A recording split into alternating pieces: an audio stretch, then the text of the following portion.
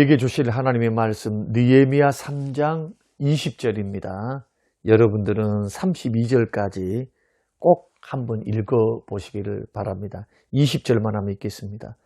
그 다음은 삿배의 아들 바룩이 한 부분을 힘써 중수하여 성 구비에서부터 대제사장 엘리야십의 집문에 이르렀고. 고마우신 아버지 하나님, 변함없이 우리 생명을 연장하시고 호흡을 붙드사 예배하게 하시고 일하게 하시며 일어나게 하셔서 주의 말씀 듣고 출근하게 하시고 주의 말씀 듣고 정신 먹게 하시고 주의 말씀과 더불어 하루를 살게 하심을 감사합니다.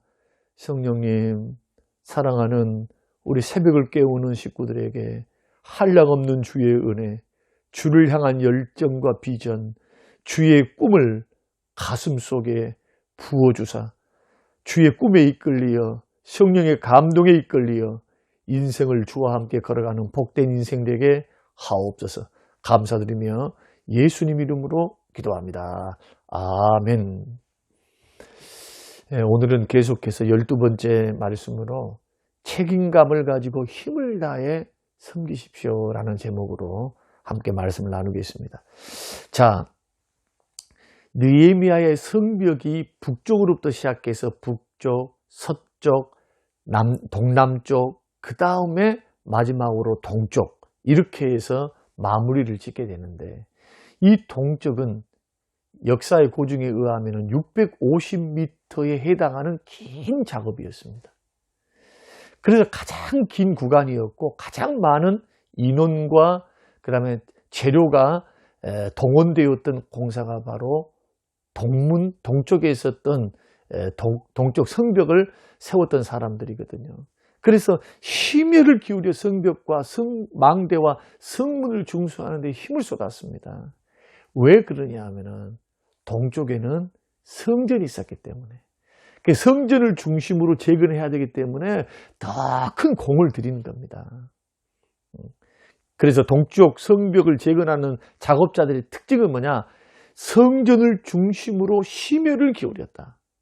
첫 번째. 두 번째는 힘써서 일했다. 20절이죠. 20절.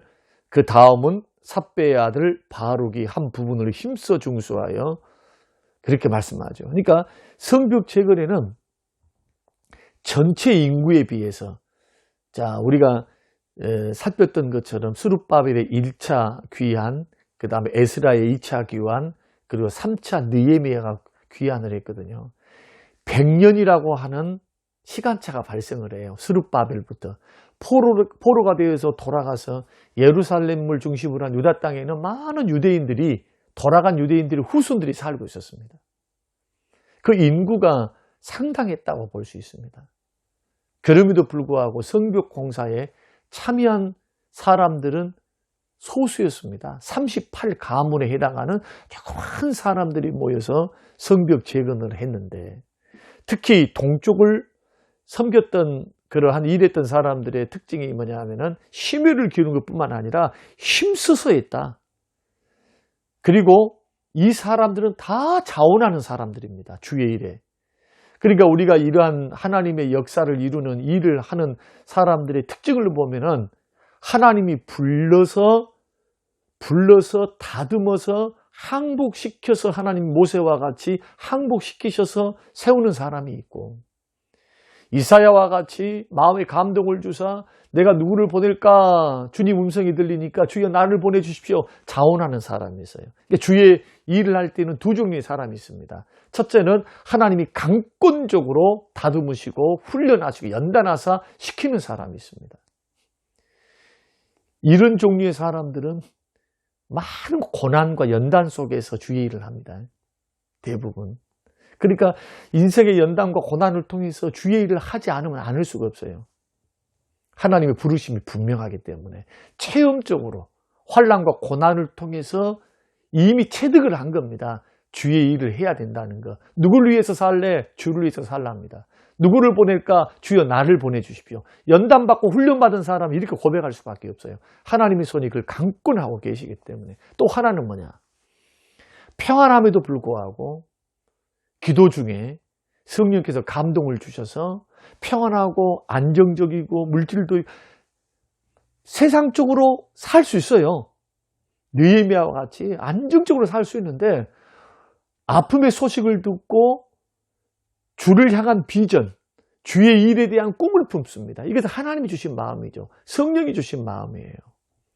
그래서 그 비전과 꿈, 성령의 감동을 따라 자원함으로 하나님 보내주십시오. 자원함으로 감동을 따라서 주의 일을 하는 사람들이 있습니다.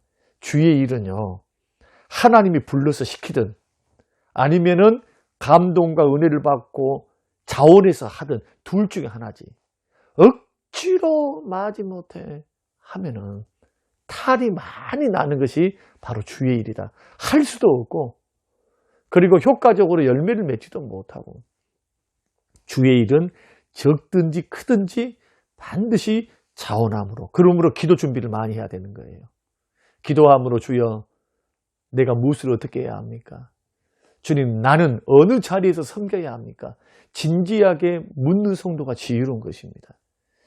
그리고 자원함으로 주의 일을 감당하는 것도 칭찬할 만하지만 오늘 본문에서 더 섬기는 자들의 자세는 더 칭찬할 만해요. 주의 일을 해나갈 때 자원함으로 일했는데 대충 한 게 아니라 힘써 했다. 힘써. 오늘 본문이 그렇게 말하죠. 바룩은 힘써서 일했다. 주의 일에 대한 뭐가 있었다는 겁니까? 열정이 있었다는 거예요. 하나님과 하나님의 일에 대한 열정이 있었기 때문에, 신앙적인 열심이 있었기 때문에 힘써서 일하는 겁니다. 사랑하는 성도 여러분, 주의 일은 억지로 하면 안 됩니다. 주님이 기뻐하지 않습니다. 주의 일은 자원함으로 해야 됩니다. 자원함으로 합니까? 그렇다면 힘써서 하십시오. 열심을 품고 하십시오. 한마디로 주를 섬기는 일에는 신앙적인 열심이 있어야 돼요. 열심. 그리고 열정은 주위 사람들에게 전염이 돼요. 열정적으로 내가 주를 예배하고 열정적으로 기도하고 열정적으로 찬양하고 열정적으로 주의 일을 해보세요. 주변 사람이 도전받아요.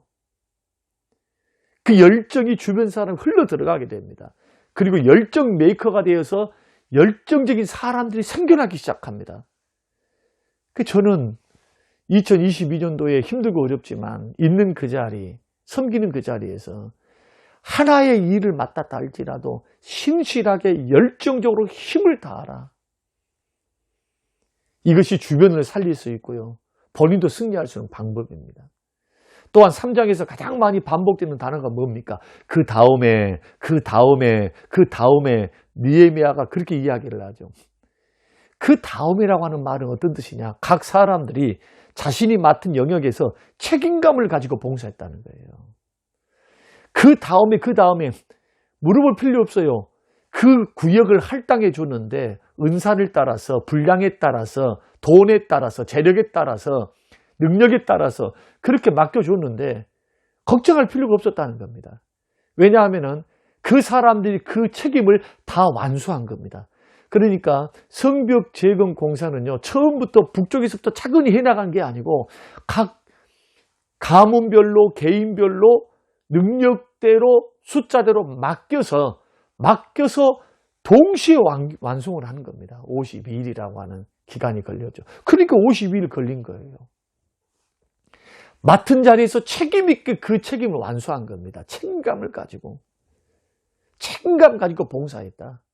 이들은 책임감을 가지고 힘써 봉사했다. 하나님과 하나님 나라를 위해서.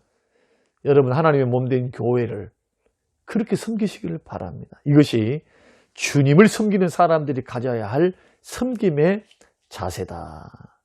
사랑하는 성도 여러분, 주의 일에 대한 열정을 품으셨습니까? 맡은 일에 책임감을 갖고 섬기고 계십니까? 우리 주님은 오늘 말씀을 통해 우리에게 지금 묻고 계시는 겁니다. 열심을 품고 힘써 일하고 그 책임을 다하고 있는가?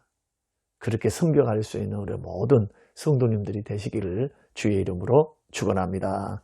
고마우신 아버지 하나님, 2022년도에 맡겨주신 직분, 맡겨주신 사명, 부르시는 그 자리에서 열심을 품고 힘을 다하고 맡은 바 책임을 다할 수 있는 신실한 하나님의 사람들 되도록 축복하옵소서. 감사드리며 예수님 이름으로 기도합니다. 아멘.